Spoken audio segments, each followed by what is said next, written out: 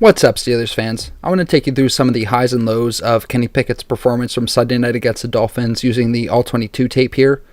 There was more good than bad on the tape, but to ignore the bad because we only want to see the good does nobody any favors.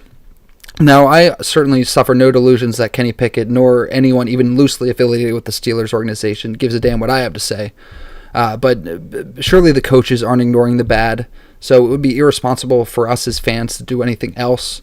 I just want to be as honest as possible with my evaluation of what he's showing us so that I can be as accurate as possible in my expectations from him moving forward.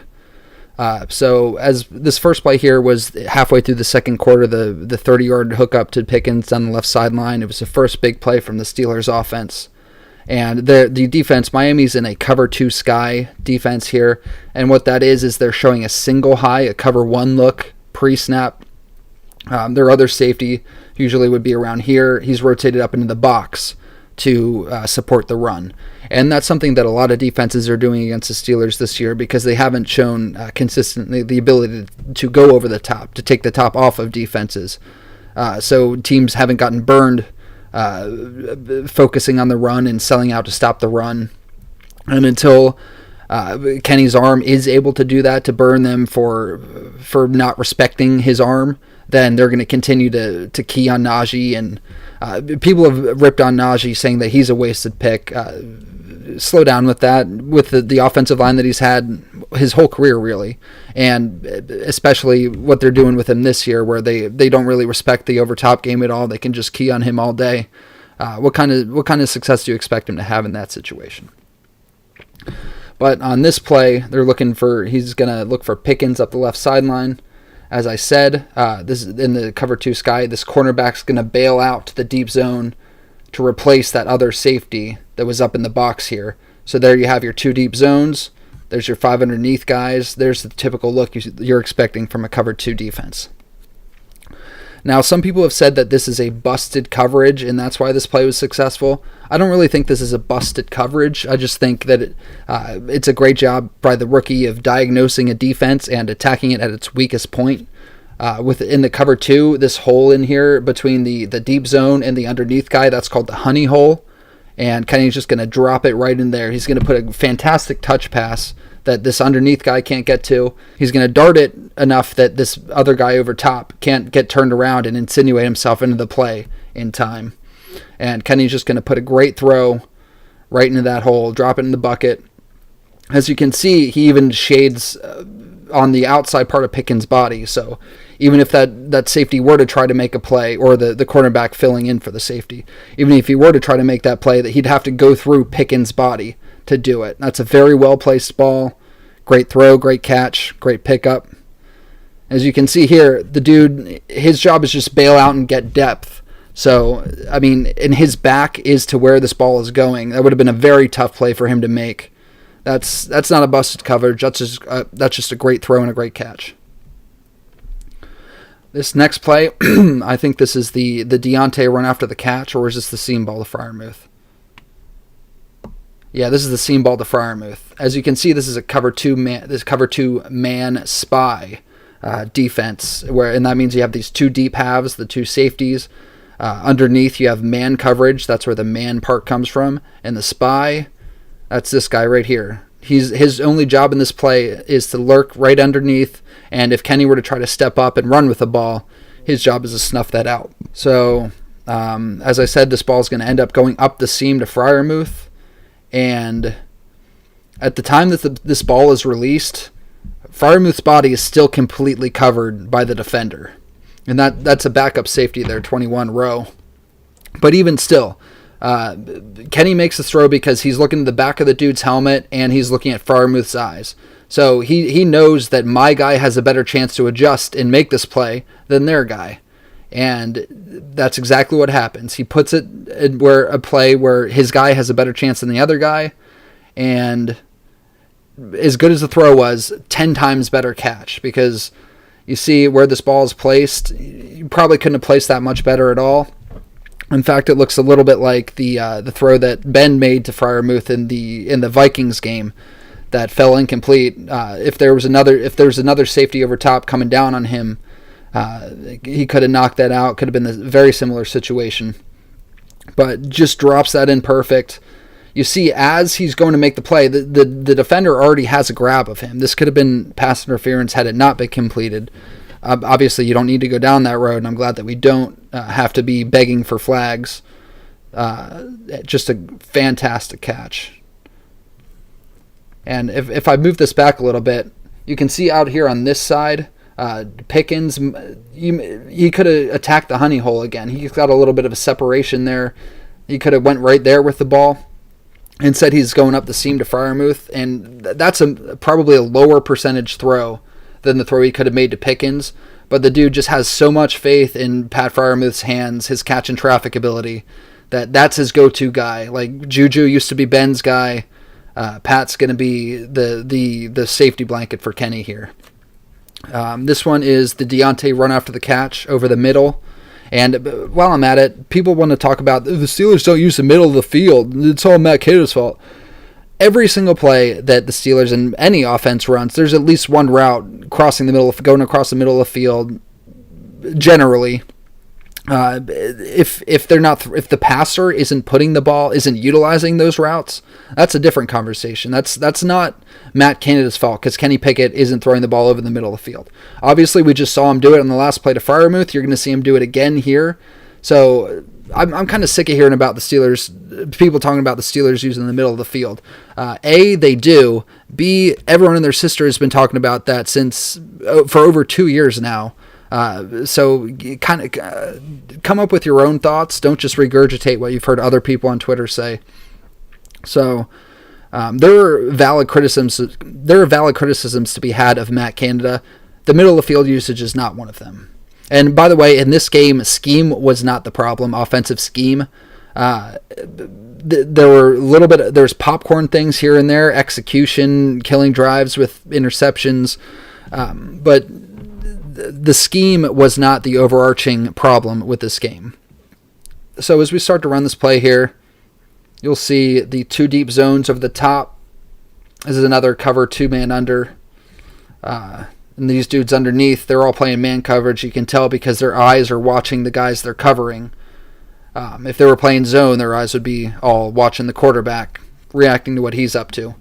So you have the 2-man under. You have the quarterback spy here.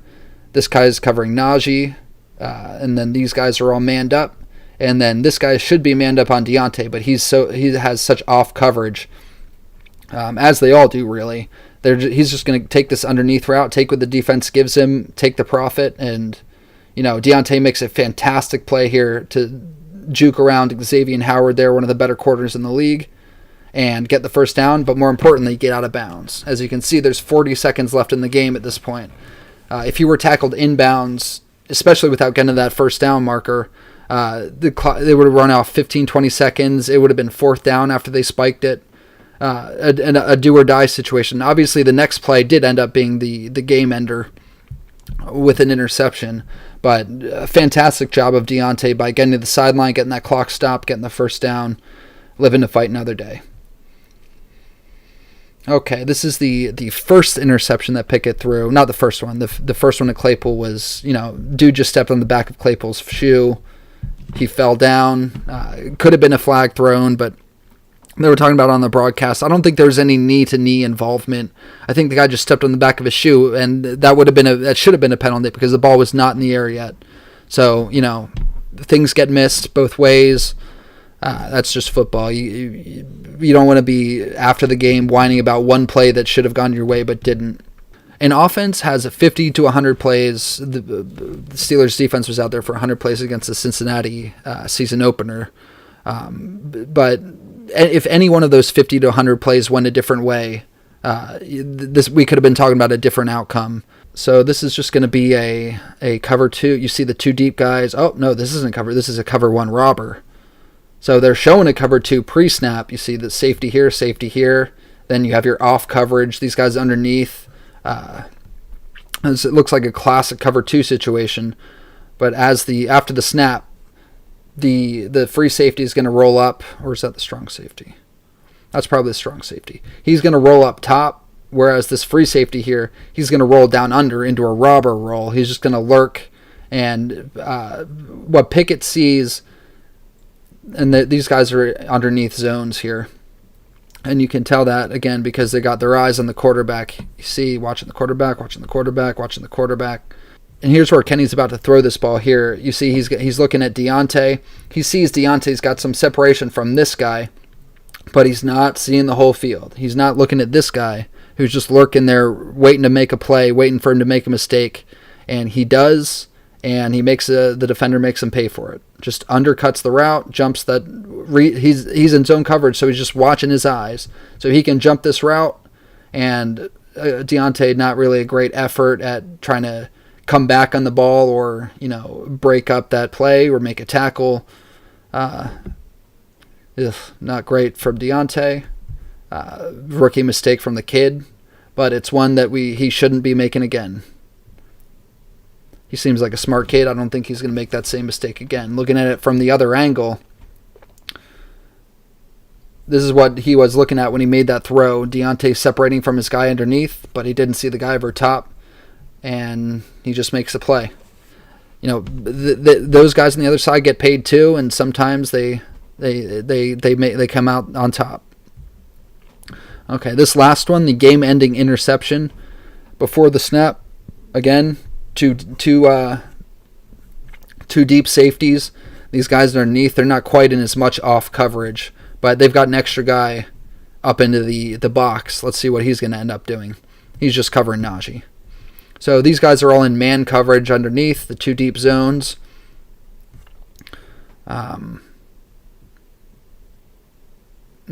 Illustrating that. And there's no QB spy on this time.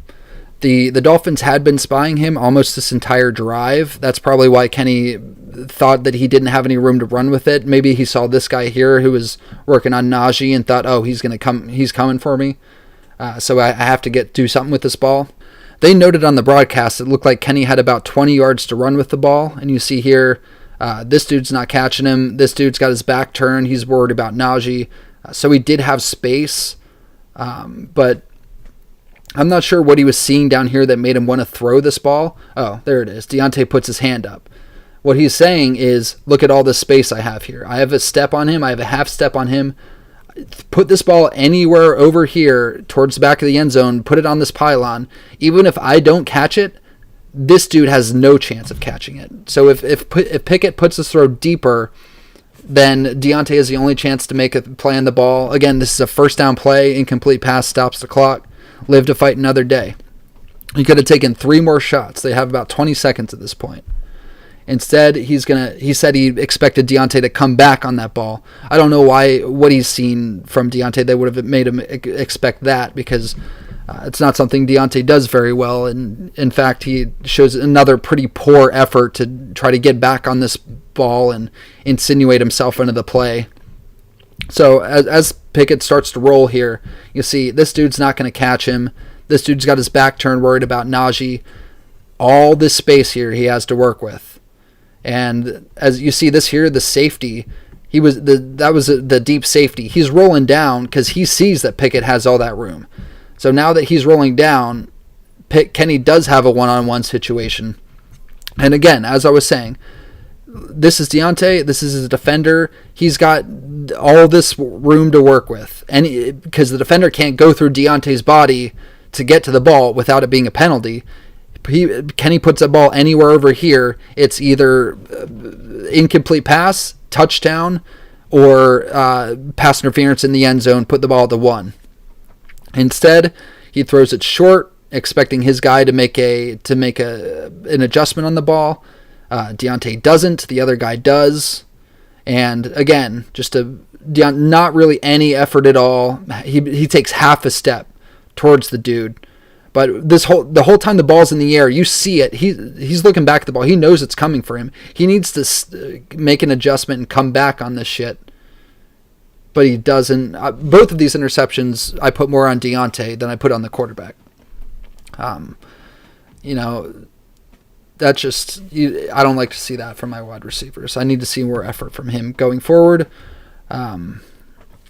but he's not the reason we're here to talk to them. I'm talking about Kenny Pickett. And as I was saying, there's more good from bad in the tape from Kenny, but there are some legitimate mistakes. There's some really good processing and some not so much processing. And we'll see how he looks next week. We'll see if he makes those same mistakes again. I happen to think that he probably won't, because he seems like a smart kid just hearing him talk. There comes a time when you have to kind of put away childish things, and I don't really care what he did in college at this point, because it's what have you done for me lately? The NFL is a different animal. And as impressive as that college resume may be, and the Heisman finalist year, who else had a really great college resume? Jamarcus Russell, Ryan Leaf, Tim Tebow. The cutting room floor of NFL films is littered with guys who were great in college, top picks in the NFL, expectations as high as the sky, who never end up amounting to anything. And as hard as it is to admit it, the odds at this point of Kenny Pickett being a franchise quarterback for the Steelers are probably slightly less than the odds of him and in 5 years being a backup in Arizona or something. Maybe call it 6 years. Maybe they pick up his option. So I say all this not to be a bummer, but as I said, just to be as honest as possible in evaluating the kid so that we can be as realistic as possible in what we expect from him moving forward. So I hope you learned a little something. I know I did. And I'll talk to you folks whenever I talk to you.